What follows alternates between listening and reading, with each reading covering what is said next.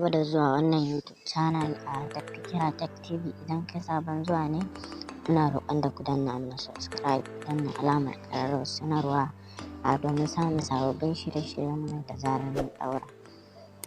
Ina roƙon da Allah a tsaya a kalli bidiyon nan a first day end tun daga farko har ƙarshe saboda a fahimci abin da muka kawo. A cikin wannan bidiyo za mu nuna muku yadda za ku fara affiliate marketing. Shin menene affiliate marketing? Ta yaya ake fara affiliate marketing? Affiliate marketing dai kamar a ce ka haɗa mai siya da mai siyarwa kenan. Shi ake nufi da affiliate marketing. To ta yaya za ka fara affiliate marketing? Insha Allahu idan kuka biyo ni daga a cikin bidiyon nan daga farko har ƙarshe, zan nuna muku yadda za ku fara affiliate marketing. Ina so kuma ku san wani abu a wannan zamanin namu, wayanka ba iya abin da za ka yi kallo ko ka yi chatting ka buɗe data ka yi waye da waye ba ne. So gaskiya idan ka bi process akwai hanyar da za ka samu kuɗi da wayarka.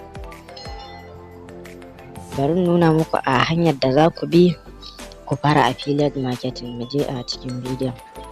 Da farko dai idan za ka yi browsing dama za ka buɗe datan ka ne, sai ka shiga Chrome browser ko Opera. To mu bari mu shiga Chrome. Da zarar Chrome ɗinka ya buɗe, za ka taɓa kan searching wato nema, sai ka sa SELL, sai ka sa Z, sai ka taɓa go. Da zarar ya nuno ma fuskar nan, sai ka zo ka shiga wannan nan sell.co ɗin, sai ka zo ka taɓa start selection ɗin nan sabon. Da farko za ka sa first name naka, bari mu sa first name, sai ka zo ka sa last name naka a nan, Musa Umar, sai ka zo ka sa email naka a nan,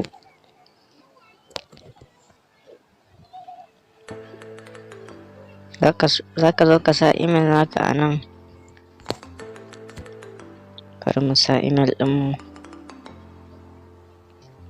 Yauwa gayi nan na sa email. Nan kuma za ka sa phone number naka. Bayan ka sa phone number, za ka zo ka taɓa sell country ɗin, ka zo ka taɓa Nigeria wato ƙasar ka. Sai ka taɓa not robot ɗin nan.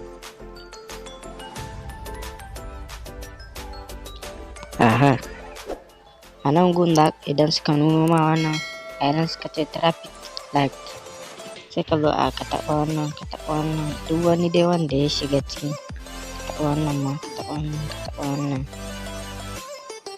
sai ka taɓa next. Bai yi ba, za su ƙara nuno ma ne, sai ka taɓa ga nan suka ce me bike select, sai ka zo ka taɓa.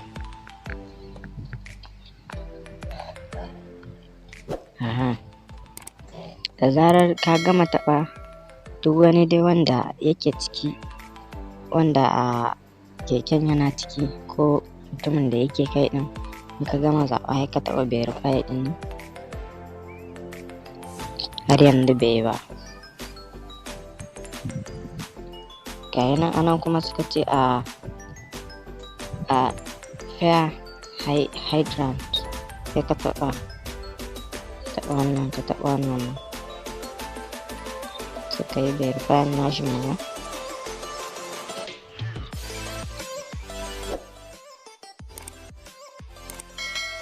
Da zarar ya nuna ma wannan good ɗin, to ka cika kenan. Nan sai ka zo ka sa passport wanda ba ka yi login kenan, wanda ba ka mantawa.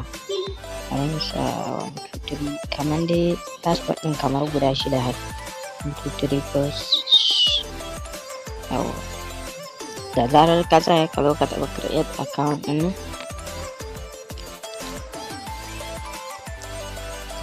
Yawwa a nan za su turo ma OTP a cikin email naka.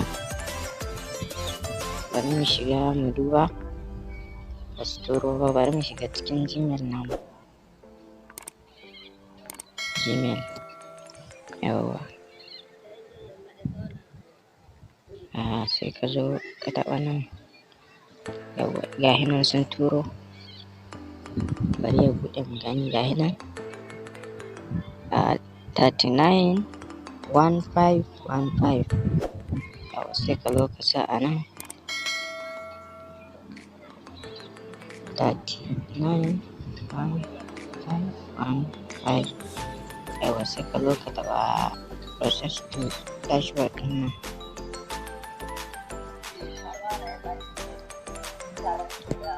Yawwa account ɗinmu ya buɗe gashi nan. Suka ce hello Musa, ga nan sunana. To kafin ka yi komai za ka zo a nan gurin, za ka yi details na bank naka. Za ka sa bayanan bankinka, saboda idan ka samu commission naka ka samu daman cirewa. Za ka taɓa nan, sai ka zo ka taɓa a nan gun. Wannan bari mu taɓa ya koma. Sai ka zo ka taɓa nan select currency, gayi nan mu 'yan Najeriya ne, NGN ɗin nan sai ka taɓa shi. Sai ka zo ka taɓa select bank. A nan bankunan da za ka iya yin transfer gashi nan. Bari mu zaɓi First Bank. First Bank don shi ne babban banki wanda ko ina akwai sa. Ka zo ka sa account number naka a nan. A nan account number mu bari mu taɓa shi.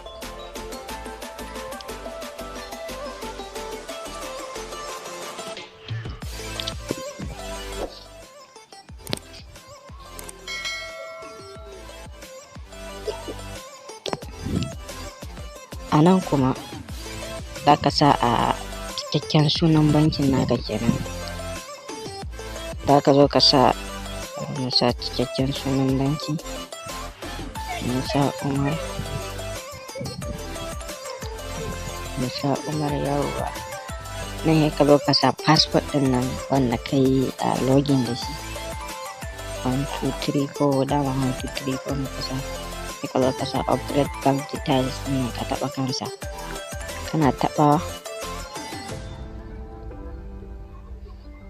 nan yana satin, bari mu jira shi.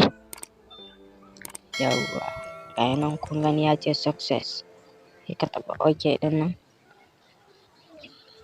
Sai ka koma kan profile naka.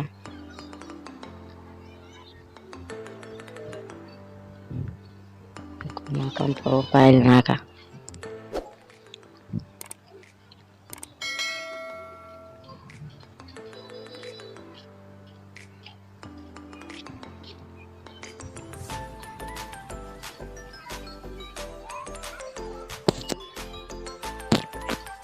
ga nan kan profile namu, ga nan first name, ga last name, ga email, ga phone number da muka sa, ga kuma country ƙasa kenan. Sai ka zo ka taɓa kan nan gun. Sai ka taɓa affiliate ɗin nan. Idan ka taɓa sai ka zo ka taɓa marketplace. Kana taɓawa ga nan product ɗin da za ka iya saida ka samu wannan commission. Kun gani wannan suka ce gayi nan, idan ka saida za ka samu, idan ka saida $38 kana da 50% gayi nan a ciki. Wannan ma gashi nan. Idan ka saida wannan ma za ka samu 50%, $25. Gasu nan dai duk product ɗin da kake so ka saida za ka zo ka taɓa nan promote ɗin. Kana taɓawa ga nan link, kana copy link ɗin nan. Idan ka kwafe shi za ka je ka posta shi a ko WhatsApp ko Facebook, duk wani dai a online haka inda dai ka san za ka iya saidawa.